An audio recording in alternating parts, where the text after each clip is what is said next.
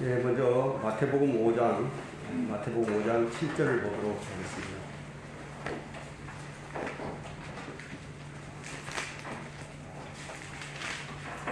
마태복음 5장 7절.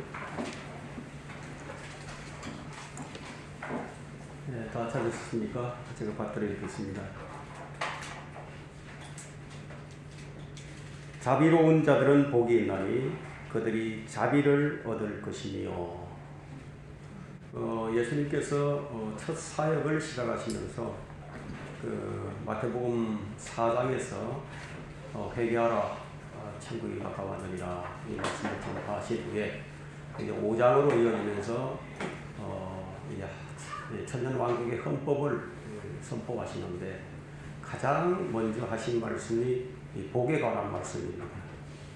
8가지의 복을 말씀해 주셨는데 오늘은 우리가 이 다섯 번째 복인 이 자비로운 자들의 복이 무엇인가, 자비로운 자들의 복이 무엇인가, 이런 주제로 강의를 하도록 하겠습니다. 처음 들으시는 분들을 위해서 다시 한번 말씀드리지만 이 산상설교는 천년왕국의 헌법이지 이 시대의 구원의 교리가 아니라는 점에 유념하시고 들으셔야 합니다. 8복 중에 5번째 복인 자비로운 자들의 복이 구약 성경에도 짝을 이루는 말씀이 있는데요. 그 시편 18편 25절입니다. 거기 보시면 주께서 자비로운 자에게는 주의 자비하심을 보이시고 정직한 자에게는 주의 정직하심을 보이실 것이요. 자비란 불쌍히 여기는 마음이죠. 가엽게 여기는 그런 마음입니다. 성경이 말하는 자비가 처음 쓰이고 적용된 사람이 누구냐면 바로 롯입니다. 롯은 믿지 않는 사람이 아니었죠. 믿지 않는 불신자가 아니었습니다. 그는 의롭고 경건하지도 못했습니다. 믿지 않는 자가 아니었는데도 의롭고 경건하지도 못했고 믿음의 삶을 살지도 못했습니다. 그의 관심은 늘 세상에 있었어요. 맛을 잃고 버려진 소금에 비유되는 육신적인 성도의 모델입니다. 그가 살았던 이 소돔성은 죄의 세상으로서 심판을 받아서 불타는 세상의 본보기가 되었습니다. 그런 곳에 살고 있는 롯에게 가장 필요한 것이 무엇이었을까요? 바로 하나님의 자비였습니다. 그가 가진 재물이나 그가 이룬 업적이 아니었어요. 그런 곳에 머물면서도 어떤 결단도 내리지 못하고 이 머뭇거리기만 하는 이 롯을 주님께서 이끌어내셨는데, 이를 가리켜서 주님은 뭐라고 말씀하셨냐면 그에게 자비를 베푸셨다고 말씀하십니다. 불의와 불법의 현장에서 빠져나오지 못하는 우유부단함, 이것은 그의 문제만이 아니었습니다. 바로 우리의 문제이기도 합니다. 롯의 상태는 어떠했느냐면 자비를 입는 그 순간에도 또 다른 자비를 구하는 그런 어리석음의 상태에 빠져 있었습니다. 그가 구한 또 다른 자비가 뭐냐면 주님의 뜻대로 할 수 없다는 거예요. 그가 구하는 자비가 나는 주님의 뜻대로 할 수가 없습니다. 이런 자비를 구합니다. 말하자면 성경대로 하지 못하겠다는 거예요. 마땅히 말씀에 따라야 하는 것이 정상인데 이것이 우리의 모습인지도 몰라요. 자, 그러면 이 롯이 뭐라고 했는지 한번 봅시다. 창세기 19장 19절입니다. 왜 이 말씀을 따르지 못했는가 하는 그 원인이 거기 나옵니다. 창세기 19장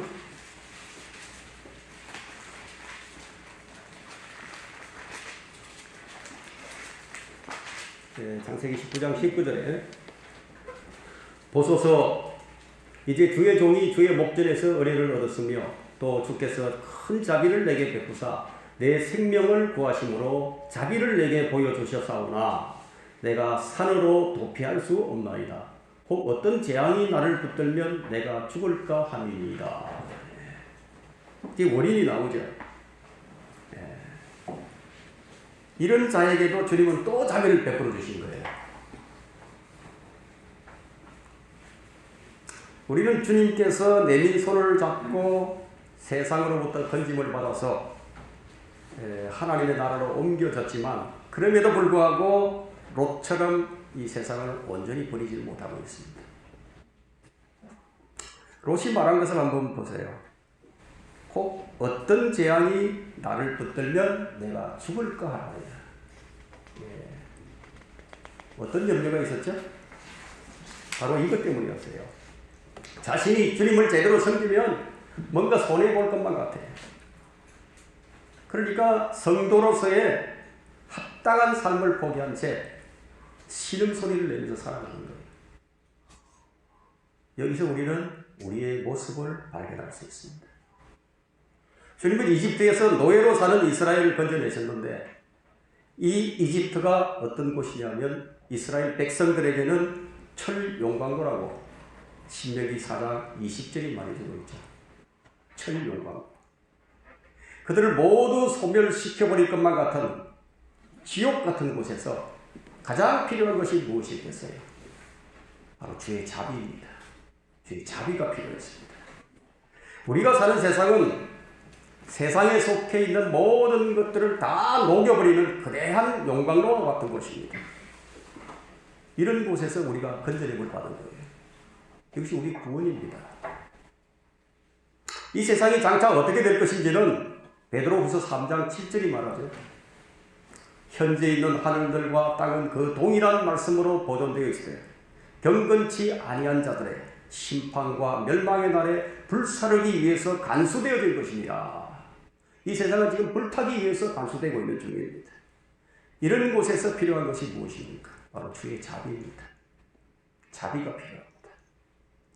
주의 자비는 언제나 심판에 앞서서 제시되고 있는데 출애굽기 15장 13절을 보게 되면 한번 찾아보실까요? 출애굽기 15장 13절에 주께서 구속하신 백성을 주께서 주의 자비로 인도하셨으며 주께서 그들을 주의 권능 안에서 주의 거룩한 처소로 인도하셨나이다.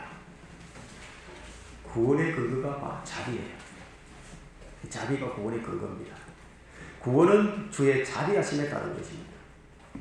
자, 주님은 이 사실을 늘 우리로 하여금 기억하도록 하셨어요. 우리가 기억해야 할 것이 주의 자비예요. 우리가 어떻게 구원을 받았는지. 주님은 주를 원하는 자에게 늘 자비를 베풀어 주시는데 이사야 30장 18절에서 그러므로 주께서 기다리시리니 이는 그가 너희에게 은혜로우시며 그러므로 그가 높임을 받으시리니 이는 그가 너희에게 자비를 베푸시려 함이라. 주는 공의의 하나님이시니 그를 기다리는 사람은 모두 복이 있도다. 주님은 공의를 베푸시기 전에, 공의를 실행하시기 전에 자비를 베푸시는데, 그러나 문제는 언제나 사람에게 있습니다. 자비를 원치 않는 데 있습니다. 선지자들을 보내고 또 심지어는 하나님의 아들이신 예수 그리스도까지 보내주셨는데도 사람들은 원치 않았어요. 원치 않는 거예요, 사람들이. 문제는 늘 사람에게 있습니다. 이사야 55장 3절에도 너희는 귀를 기울이고 내게로 와서 들어라. 그리하면 너희 혼이 살리라. 또 내가 너희와 영원한 언약을 맺으리니 곧 다윗의 확실한 자비니라. 다윗의 죄는 이 율법하에서 용서가 안 되는 죄를 지었어요. 용서가 안 됩니다. 율법하에서 가늠과 살인은요, 어떤 속죄제물로도 용서가 되지 않습니다. 그러나 하나님께서 예외적으로 다윗을 용서해 주셨는데 그것이 바로 다윗의 확실한 자비입니다. 신약의 성도들이 받은 모든 은혜는 확실한 자비에 기반을 두고 있는데 이것이 바로 뉴 테스트먼트, 바로 새 언약에 의한 자비입니다. 자, 이제 우리가 하나님의 자비를 받은 자라면 어떻게 해야 하는 것이냐는 거예요. 주님은 이렇게 말씀하십니다. 그러므로 너희 아버지께서 자비로우신 것 같이 너희도 자비로우라. 우리가 자비로워야 합니다. 아버지가 자비로운 것처럼 너희도 자비로우라. 이 자비는 반드시 하나님의 자비의 근거를 두어야 하는 거예요. 우리는 이 자비를 근거로 해서 용서하고 자비를 베풀어야 합니다. 자, 율법에 정통하고 율법을 지키는 데에는 매우 엄격하면서도 죄인들을 향해 자비를 베풀 줄 몰랐던 자들이 누구였습니까? 바리새인들이죠. 종교 지도자들. 그들을 향해서 주님은 이렇게 말씀하십니다. 마태복음 9장 13절에서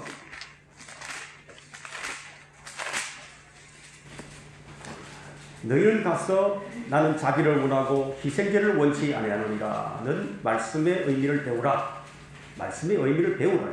나는 의인들을 부르러 온 것이 아니요 죄인들을 불러 회개에 이르게 하려고 왔노라고 하시니라. 한마디로 호세아 6장 6절의 말씀을 읽고 그것이 무슨 뜻인지 배우라는 거예요.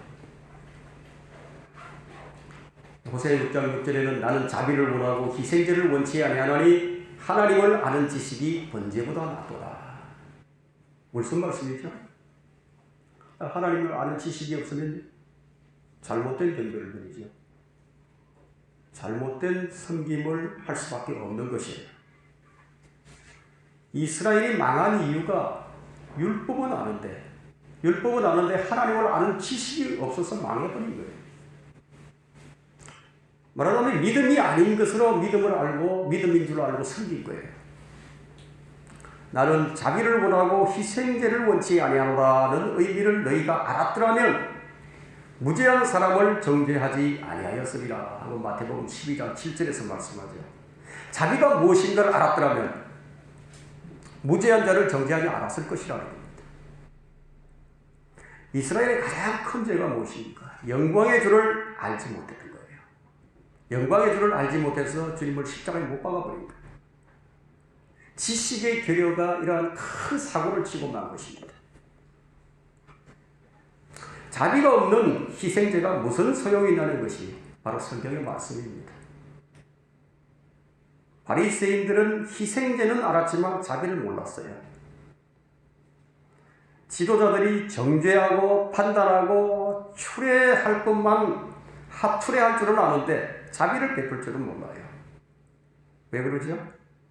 마음에 하나님의 자비가 없었어요. 그들은 하나님께 대한 감사는 잘했지만 하나님께서 받으시는 감사를 할 줄 몰랐던 거예요. 결국 섬기고 있지만 주님께서 받으시는 섬김을 우리가 섬겨야지 주님께서 안 받으시는 섬김은 아무런 소용이 없는 것이죠.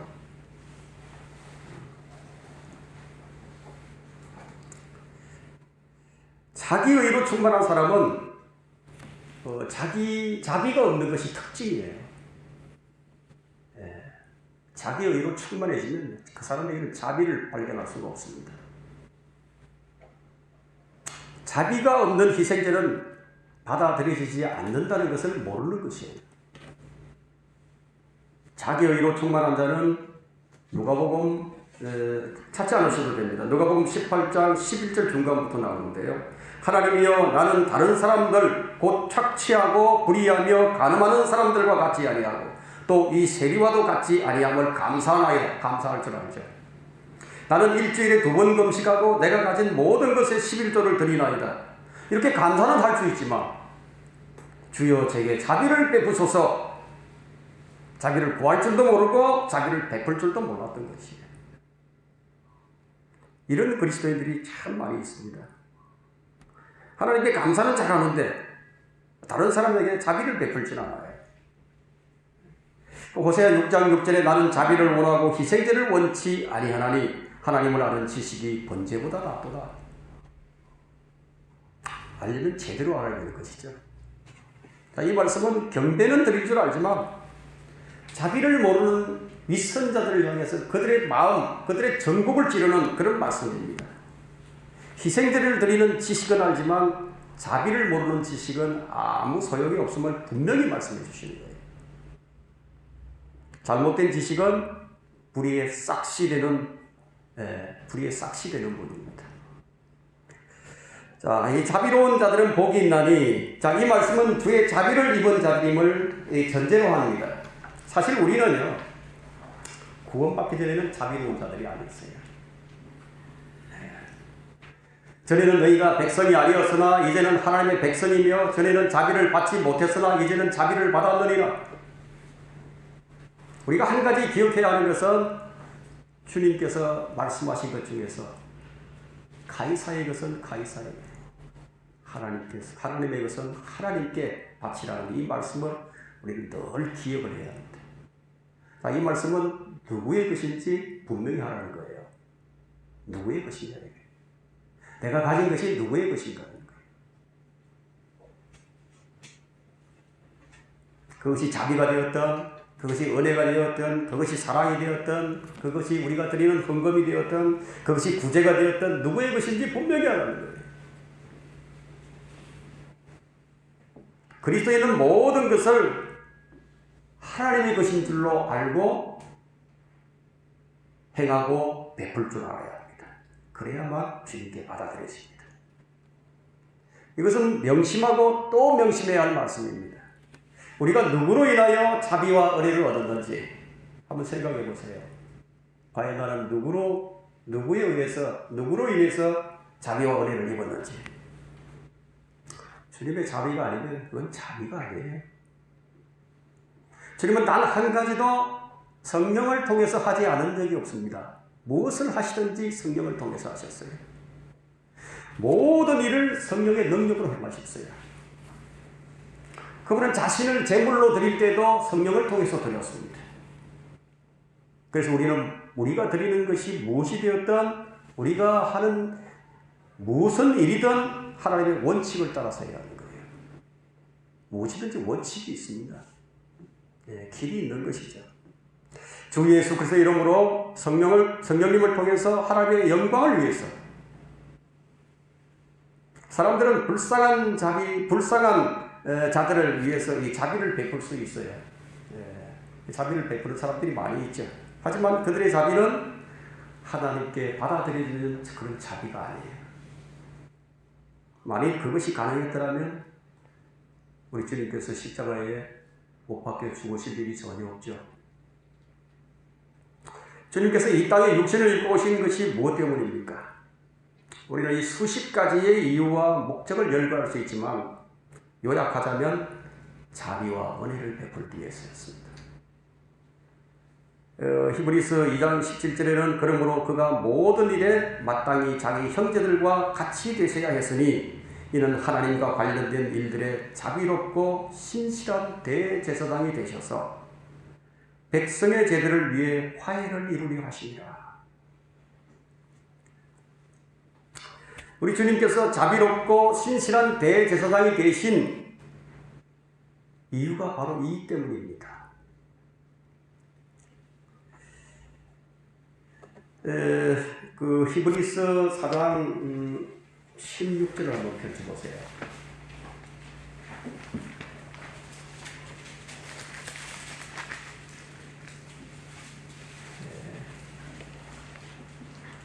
자, 히브리서 4장 16절 보시면 그러므로 우리가 은혜의 보좌로 담대히 나아가자. 이는 우리가 자비를 얻고 필요한 때에 도우시는 은혜를 발견하기 위함이라.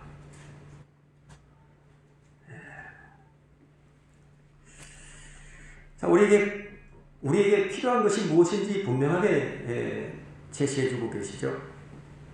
다윗의 기도 가운데 자주 반복되는 기도가 뭐냐면 내게 자비를 베푸소서, 내게 자비를 베푸소서. 그에게 가장 필요하고 절실했던 것이 바로 재물과 권력이 아니라 주님의 자비였습니다. 이 자비는요, 성막시대에, 성전시대에도 분명하게 제시되고 있습니다. 출애굽기 26장 34절에서는 너는 지성소에 있는 정극의 위에 자비석을 두고, 지성소 안에 정극의 위에 이제 언약궤를 놓아요. 지성소 안에 언약궤를 놓고 이제 그 위에 이제 이 자비석을 이제 놓는데, 이 자비석이 뭐냐면 주님과의 만남의 장소입니다.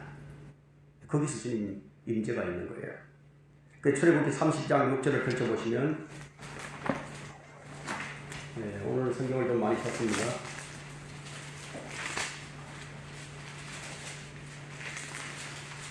30장 6절이요. 그것을 정거궤 옆에 있는 휘장 앞 곧 정거궤 위에 자비석 앞에 둘지니 거기에서 내가 너와 만날 것이니라. 우리가 주님을 만나는 자리가 바로 자비석이에요. 주님은 우리를 자비의 자리에서 만나주십니다. 그렇지 않았다면 죄인들은 모두 멸망당하고 말았을 것입니다. 자비석은 피가 빼어지는 장소죠. 레위기에 나오는데 레위기 16장 14절과 15절에 나옵니다. 펼쳐보실 수 있는 분은 펼쳐보세요. 레위기 16장 14절과 15절인데요. 그는 수송아지의 피를 취하여 자기 손가락으로 동쪽을 향한 자비석으로 뿌리고 또 그 피를 자기 손가락으로 자비석 앞에 7번 뿌릴지니라. 그런 다음에 백성을 위한 속죄제로 염소를 잡아 그 피를 휘장 안으로 가져와서 그가 수송아지의 피로 했던 것과 같이 그 피로 자비석 위와 자비석 앞에 그것을 뿌릴지니라. 14절 15절 말씀입니다. 예수 그리스도의 피가 자비석 위와 앞에 뿌려짐으로써 우리는 자비의 주 하나님을 만날 수 있게 된 것입니다. 그것이 바로 십자가의 사건이죠. 하나님께서는 이 자비를 베푸시기 위해서 독생자 예수 그리스도를 주시고 모든 피를 다 쏟아내게 하신 거예요. 그래서 피가 있는 곳에는 자비가 있습니다. 그리스도의 보혈이 있는 곳에는 언제나 자비가 있습니다. 갈보리 십자가는 이 세상의 죄인들을 향한 자비가 넘쳐나는 자리입니다. 누구든지 그곳으로 나올 때 용서받지 못할 죄가 없고 깨끗하게 씻기지 않는 더러움이란 있을 수가 없습니다. 또 이 자비는요, 죄인들을 향한 주님의 거룩한 성품입니다. 출애굽기 34장 6절에서 주께서 그의 앞을 지나시며 선포하시기를 주로다. 자비롭고 은혜로우며 오래 참고 선함과 진리가 풍성한 주 하나님이로다. 자비는 앞서 말한 것처럼 약하고 또 가난하고 그런 자들을 불쌍히 여기고 동정하는 마음이에요. 이 자비는 조건이 없는 돕는 마음입니다. 자비는 고통받는 자들에 대해 가진 연민이에요. 그 자비는 용서하는 마음입니다. 자비는 자신이 받은 바 은혜를 가지고 그것을 기억하고 그대로 이웃에게 드러내는 마음이 바로 자비예요. 복음서에서 사람들을 보시는 주님의 마음은 언제나 가엾게 여기시는 마음이었습니다. 불쌍히 여기는 마음이었죠. 주님은 언제나 죄인들을 불쌍히 여기셨습니다. 그 주님의 성품이 가장 자주 표현되는 것 중에 하나가 바로 가엾게 여기는 것입니다. 그분의 성품이 자비예요. 주님께서 무리를 보시고 그들을 가엾게 여기시니 이는 그들이 목자 없는 양같이 흩어졌습니다. 마태복음 9장 36절과 14장 14절 그리고 15장 23절에 나옵니다. 자, 가엾게 여기는 마음이야말로 이 목양의 기본이에요. 목자가 양을 치는 기본이 가엾게 여기는 마음입니다. 자, 오늘날 이 목사들이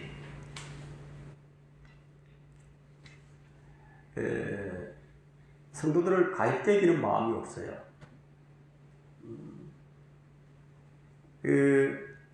목사들의 자랑이 무엇입니까? 사람들이 머리 쓰죠. 나도 이제 유명한 목사의 반열에 오르는구나. 아, 이제 우리 교회도 이제 부흥을 했구나. 아니면 이들을 어떻게 효율적으로 관리하고 조직하고 관리할 것인가. 이제 그것에 이제 관심을 이제 갖게 됩니다. 그러나 우리 주님은 어떻게 하셨습니까? 무리를 보시고요. 가엾게 여기셨어요. 목자 없는 양같이 아주 가엾게 여기셨습니다. 오늘날의 목사가 얼마나 다른가를 보세요. 비교가 안 되죠. 주님께서 이 문둥병자를 보시고는 마음 역시 그러했습니다. 마가복음 11장 14절에서 예수께서 가엾게 여겨 손을 내밀어 그를 만지며 그에게 말씀하시기를 내가 원하노니 깨끗해지라고 하시니, 이제 문둥병은 죄의 원형을 이제 잘 간직하고 있는 병입니다. 그런데도 주님께서는 구역질을 내시거나 혐오감이나 아무런 거리낌이 없이 그런 마음이 생긴 적도 없습니다. 우리 인간은 그런 마음이 생길 수 있어요. 혐오감도 생기고 구역질도 하고 그러나 우리 주님은 가엾게 여기는 마음이 가득했습니다. 누구를 보시더라도 그리스도의 마음을 품은 성도들이라면 당연히 가엾게 여기는 마음이 있어야 하는 겁니다. 조건이 없는 거예요. 자비는 그런 것입니다. 주님은 심지어 마귀 들린 자들에게도요, 마귀 들린 사람들을 보실 때에도 가엾게 여기셨습니다. 마귀 들렸다고 쫓아내버리는 이 목사들과는 얼마나 다른가 한번 보세요.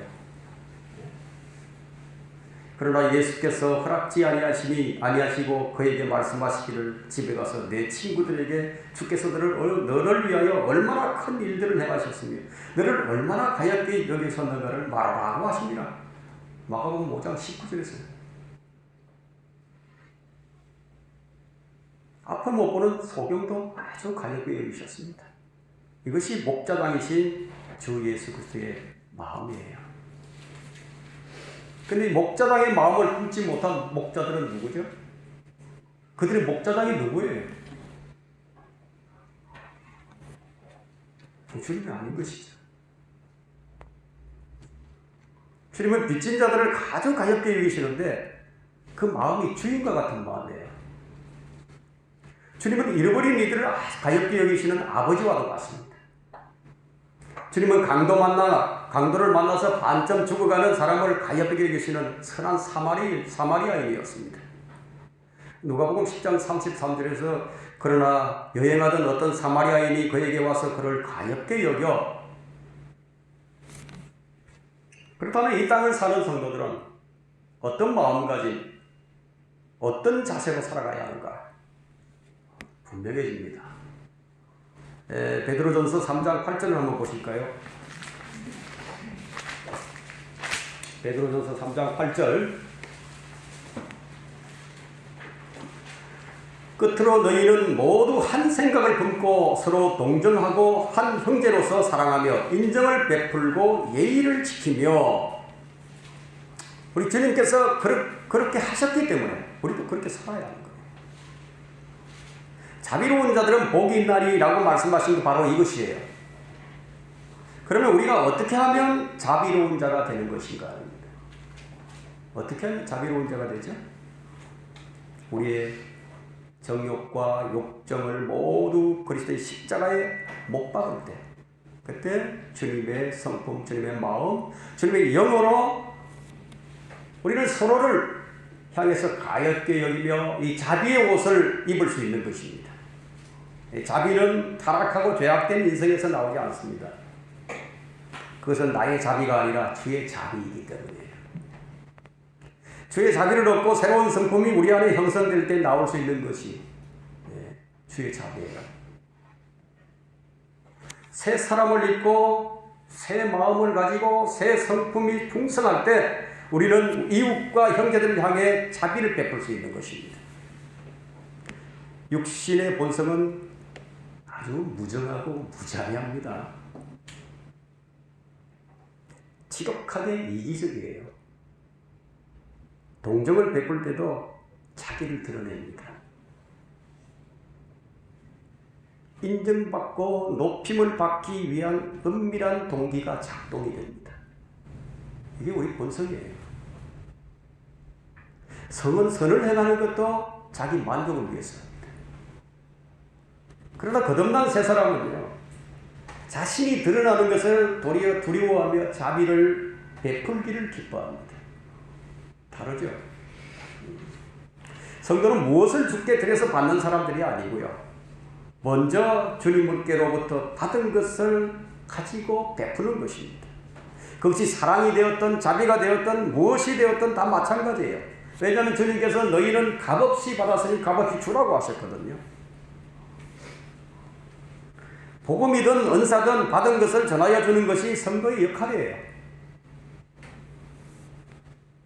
그래서 바울은 내가 받은 것을 먼저 너에게 전달하였나니, 자, 은혜를 받았다면 은혜를 끼치고요, 사랑을 받았으면 뜨겁게 사랑하고요, 또 은사를 받았다면 그것으로 섬기고 능력을 받았다면 그 능력으로 돕고 재물을 받았으면 널리 나누어 주라는 것이에요. 이것이 의인과 악인의 차이입니다. 악인은 빌리고 다시 갚지 아니하나 의인은 자비를 베풀고 또 주는도다. 시편 37편 21절이죠. 시편 37편 26절에도 그가 항상 자비로우며 구워주나니 그의 씨가 복을 받는도다. 하나님의 사람들은 모두 자비의 사람이었습니다. 요셉은 자신을 죽이려다가 이 노예로 팔아버린 이 형제들에게 자비를 베풀었죠. 모세는 자기를 대적한 아론과 미리암을 향해서 주님께 간구했습니다. 다윗은 자신을 죽이려는 사울왕에게 자비를 베풀었습니다. 자비는 이 말이나 지식이 아니에요. 자비는 실제 삶과 행동으로 보여주는 것입니다. 하나님의 자비가 있기 때문에. 악인은 어떻습니까? 악인들은 무자비예요. 인정이 없어요. 자기에게 조금만 불이익이 생긴다면 인정사별.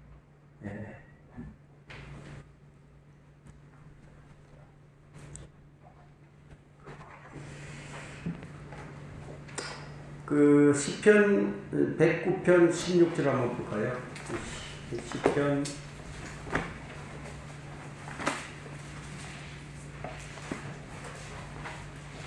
시편 109편 16절과 17절을 읽겠습니다. 이는 그가 자기 베풀기를 기억하지 아니하였고 가난하고 궁핍한 자를 박해하여 마음이 상한 자를 죽이려 하였음이니이다. 그가 저주하기를 좋아하였으니 그것이 그에게 닥치게 하시고 그가 축복하기를 기뻐하지 아니하였으니 그것이 그로부터 멀리 떠나게 하소서. 누가 저주하기를 좋아하는지 한번 보세요. 저주하기를 좋아하는 사람들이 있어요. 악인들이죠. 사도 바울은 성도들이 어떻게 행할지를 가르칩니다. 우리가 어떻게 행해야 할지를.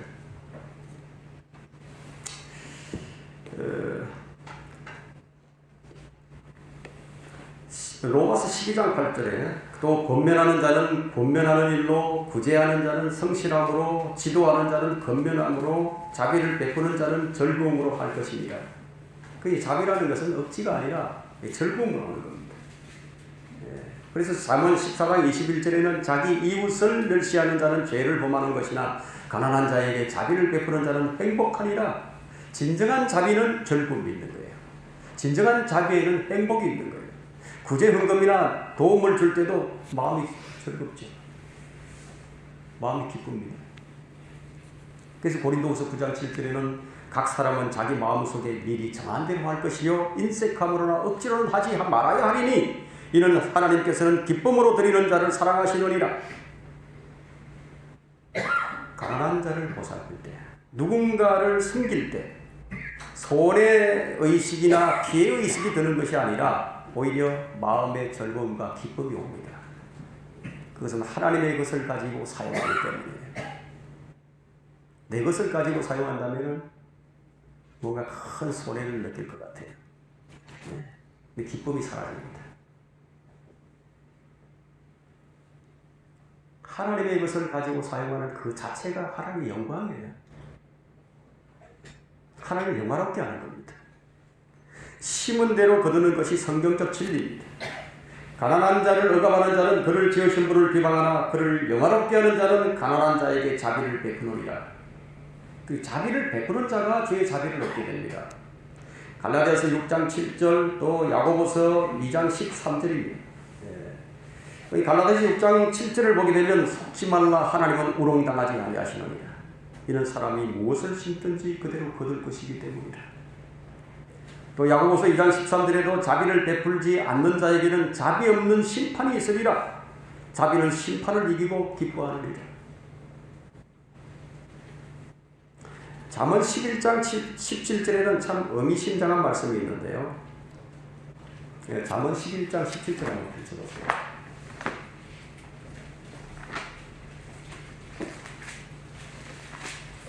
잠언 11장 17절이요.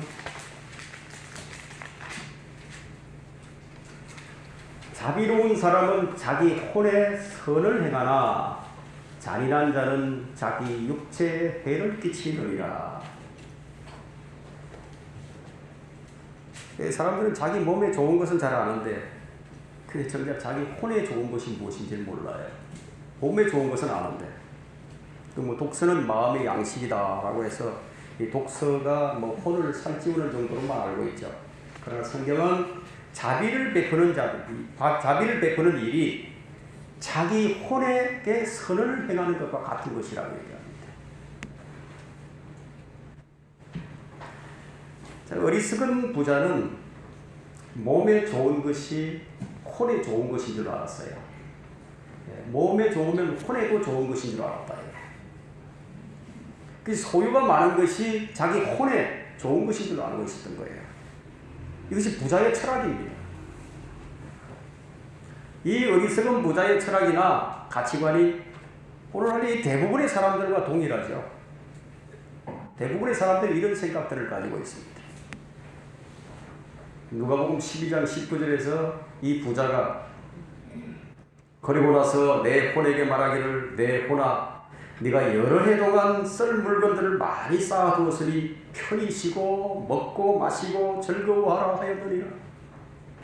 이 부자가 재물을 많이 쌓아놓고 자기 혼에게 얘기하는 거예요. 그러나 주님께서 그에게 가르치신 것이 무엇입니까? 혼과 소유는 아무 상관이 없음을 그날 밤에 가르쳐 주신 거예요. 그날 밤에 바로 가르쳐 주셨어요. 그의 혼을 데려가 버리신 거예요. 소유와 생명은 비례하지 않습니다. 그러나 자비와 생명은 비례합니다.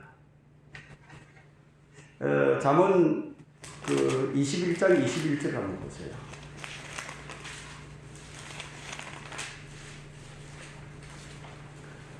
의와 자비를 따르는 자는 생명과 의와 명예를 얻느니라. 자, 생명을 얻고 더 풍성히 얻고 싶다면 우리가 무엇을 해야 합니까? 의신 주님을 찾고 자비가 풍성하신 주님을 따르는 것이 가장 현명한 일이에요. 단 하루도 우리는 주님의 자비와 은혜가 없다면 우리가 어떻게 이 세상을 살 수 있겠어요? 우리는 오늘도 주님의 은혜와 자비가 필요합니다. 자, 우리에게 자비를 베풀어 달라는 기도는요. 주님은 우리가 주님을 만나는 그 순간까지 계속 되어져야만 할 기도예요. 매일 우리에게 이런 기도가 필요합니다. 자비를 베풀어 달라. 지금 이 한반도에서 대한민국에서 일어나고 있는 이 전염병을 한번 보세요. 우리가 무엇을 할 수 있겠습니까?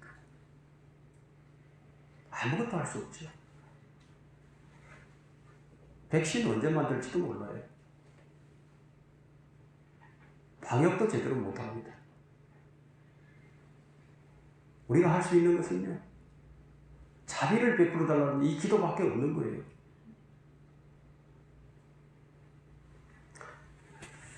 자, 이제 오늘 우리가 살펴본 마태복음 5장 7절에 자비로운 자들은 복이 있나니 그들이 자비를 얻을 것이며, 이것이 바로 자비에 관한 교훈입니다. 우리가 오늘 이 자비에 관한 교훈을 살펴봤습니다. 다음 시간에 계속하도록 하겠습니다.